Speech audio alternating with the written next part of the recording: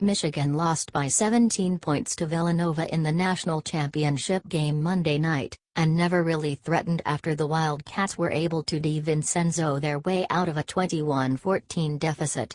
Michigan was also facing their first opponent better than a number 6 seed in the NCAA tournament, a fact that could take the sheen off the Wolverines' magical run if you let it. It would be easy to point at Michigan's lackluster outing and say they shouldn't have been on the court with Villanova, that they were the beneficiaries of a particularly mad March Madness.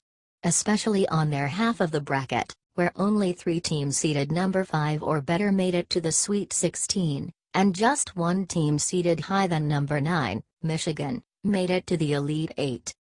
But doing so would do a grave disservice to the efforts both teams gave on the court in San Antonio.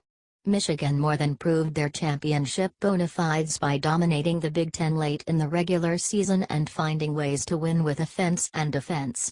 And the fact Villanova was able to outstrip such a well-rounded team in the biggest game of the season, and damn near everyone else before that, speaks to how freakishly good the Wildcats were. Everything seemed to turn around for Michigan in January, when the players who would eventually take over in March started to assert themselves. Before the season began, the Wolverines still didn't know whether they had a point guard, if Kentucky transfer Charles Matthews would ever stop turning the ball over, or if senior Muhammad Ali Abdur-Rahman, a longtime trusted role player, could lead the team now that he had the spotlight. Michigan was a team with serious questions. Coaches picked the Wolverines to finish tied for 5th in the Big Ten before the season, and systematically it answered every one.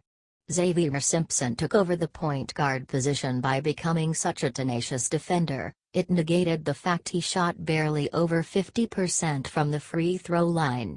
Matthews, meanwhile, stopped turning the ball over, and proved during the NCAA tournament he has the capability of getting to the rim almost at will. He was named the most outstanding player of the West region after scoring 16.6 points per game over the Wolverines' first 5 games, often creating offense when none of his teammates could. As for Rahman, his tournament was somewhat bittersweet. There's no question he'll cherish what his team accomplished this past March for a long time, but he himself often struggled to find his shot. In the semi-final bout against Loyola, he went 0 for 5 from beyond the arc and 2 for 11 for the game, often forcing shots in hopes of jarring himself back into rhythm.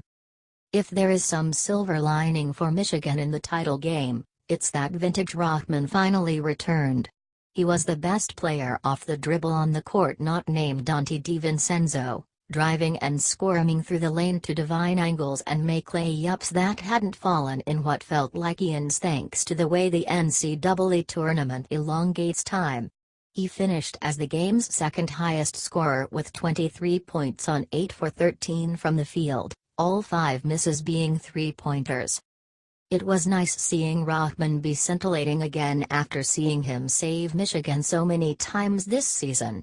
Rahman was Matthews before Matthews found his footing, conjuring points when a good but surprisingly inconsistent John Beilein offense wasn't functioning properly. Michigan blog noted a phenomenon in which Rahman's effectiveness rarely dipped even when all the scoring pressure was on him. In fact, the more Michigan leaned on Rahman, the more it won.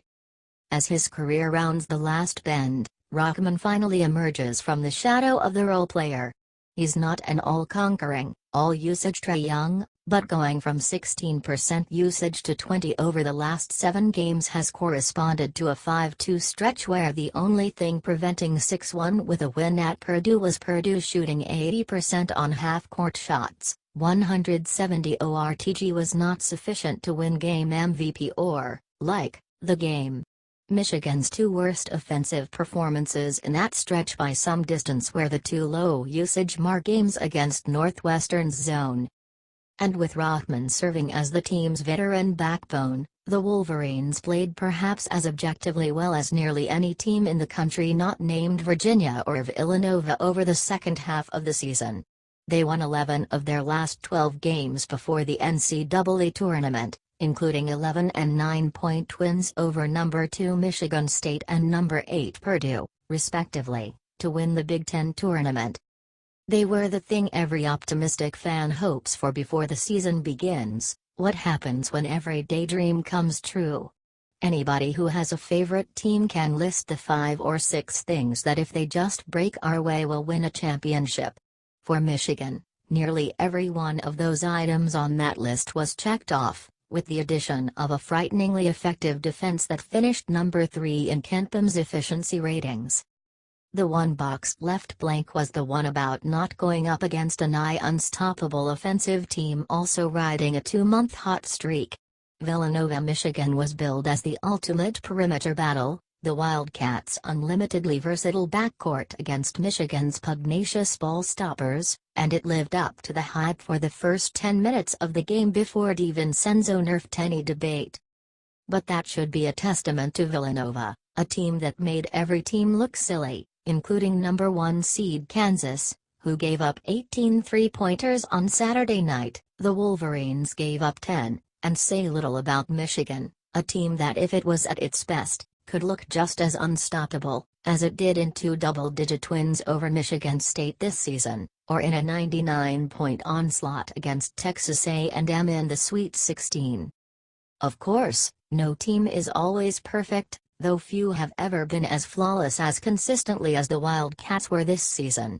Michigan, however, found ways to counterbalance its weaknesses by encouraging star turns by all of its players and emphasizing defense to incredible effect, ensuring they would be competitive against any team that wasn't equipped with a small army of three-point shooting Borgs. It's hard to believe that a certain portion of the Michigan fan base wanted John Bayonne fired in the midst of last season. It isn't hard to believe, however, that one of college basketball's most adaptable coaches heard the criticisms about his teams and admitted he needed to find a specialist, hello assistant coach Luke Klitsch, to take defensive responsibility off his hands. The decision was just one of many that managed to pan out, seemingly improbably, but maybe not improbably at all, for Michigan to make their way back to the title game for the second time since 2013, except this time without multiple obvious NBA draft picks, and certainly no Player of the Year winner like Trey Burke. Would it have been even sweeter if Michigan had toppled Villanova? Well, yes, but a lesser miracle is still a miracle. This loss no doubt stings for the Wolverines, but with time context will cut through the barrier of emotions that may be obscuring the bigger picture. Before the season, the Wolverines had absolutely no right to be in San Antonio to play in the last game of the season. And the fact that they were was about so much more than a favorable draw.